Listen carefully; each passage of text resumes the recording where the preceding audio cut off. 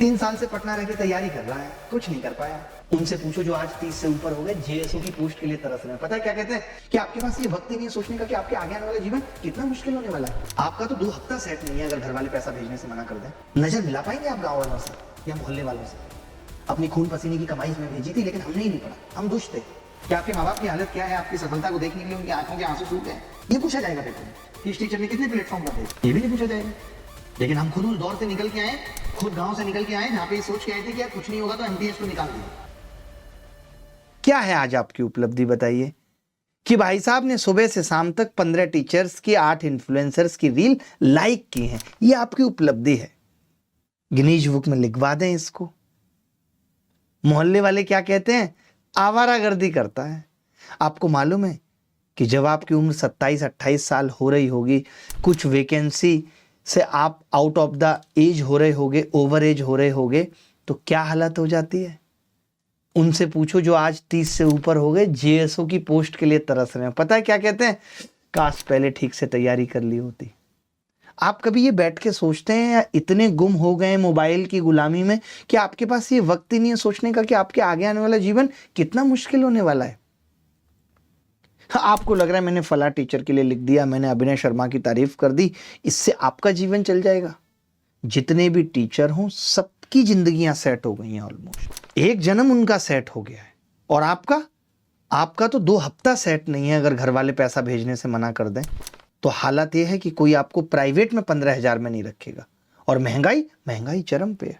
अच्छा लगेगा कि 35 साल की उम्र में शादी के लिए लड़की ढूंढना मुश्किल हो जा रहा है। शादी हो भी गई तो उस लड़की के साथ उस गणेश ऑटो में बैठ के जा रहे हैं, उसको ससुराल लेके जा रहे हैं, अपनी बाइक तक नहीं है, एक वैगनार तक नहीं है। अच्छा लगेगा? वो छोड़ दीजिए, उसके बाद बच्चे हो जाएंगे, तब कहीं जाके भाई साहब ने एक साइकिल ले भी ली तो कितना ऑड लगेगा। पीछे पत्नी बैठी हुई, एक बच्चे को पकड़ के, एक बच्चा बड़ा हो गया, आपने साइकिल के हैंडल पे बिठा लिया। नजर मिला पाएंगे आप गांव वालों से या मोहल्ले वालों से? या खुद से मिला पाएंगे जब पता चलेगा कि पिताजी ने तो 1 साल तक अपनी खून पसीने की कमाई हमें भेजी थी, लेकिन हमने ही नहीं पढ़ा, हम दुष्ट थे, हम विजनरी नहीं थे। आप क्या इंतजार कर रहे हैं? अरे 2047 में तो भारत विकसित हो ही जाएगा, फिर क्या दिक्कत है? थोड़ी सी शर्म कर लीजिए, थोड़ा सा रहम अपने माँ बाप पे खा लीजिए, हम पे मत खाइए।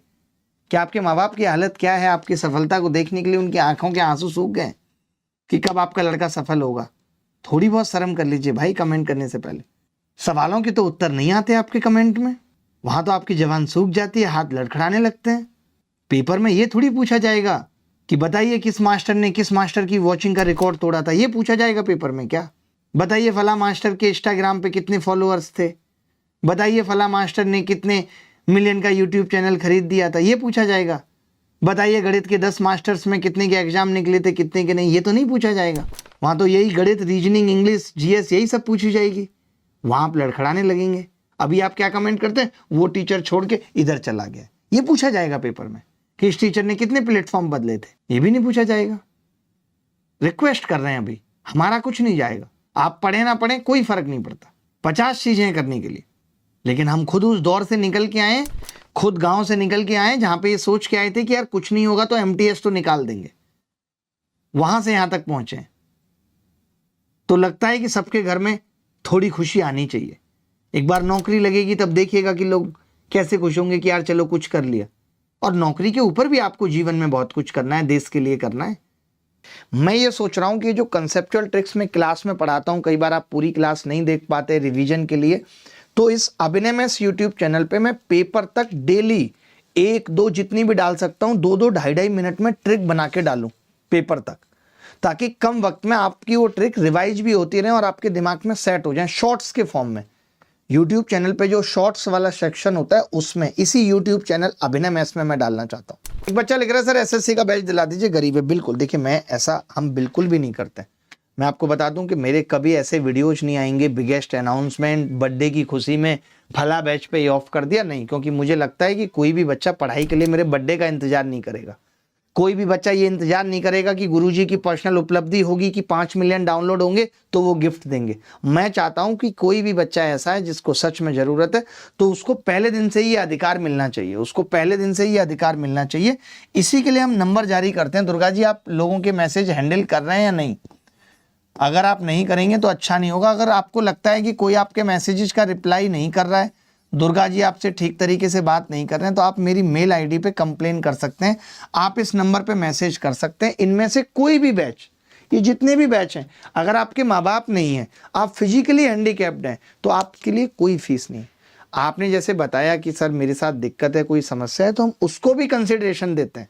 पूरा ग्रुप बना हुआ है, सुबह से शाम तक ऐसे बच्चों की छटनी होती है, 5 से लोग दुर्गा जी के साथ बैठ के उस कमरे में यही करते हैं। तो आप समझिए कि किसी भी बैच में आप आना चाहते हैं। और बाकी अगर आपके साथ दिक्कत नहीं है तो फिर मत हेल्प मांगिए, क्योंकि हम तभी हेल्प कर पा रहे हैं क्योंकि आप जैसे ही लोगों का सपोर्ट है। हम अपनी तरफ से कुछ नहीं कर पा रहे, थोड़ा बहुत कर पा रहे, लेकिन हम आपकी तरफ से उन बच्चों को मदद पहुंचा पा रहे हैं। ठीक है।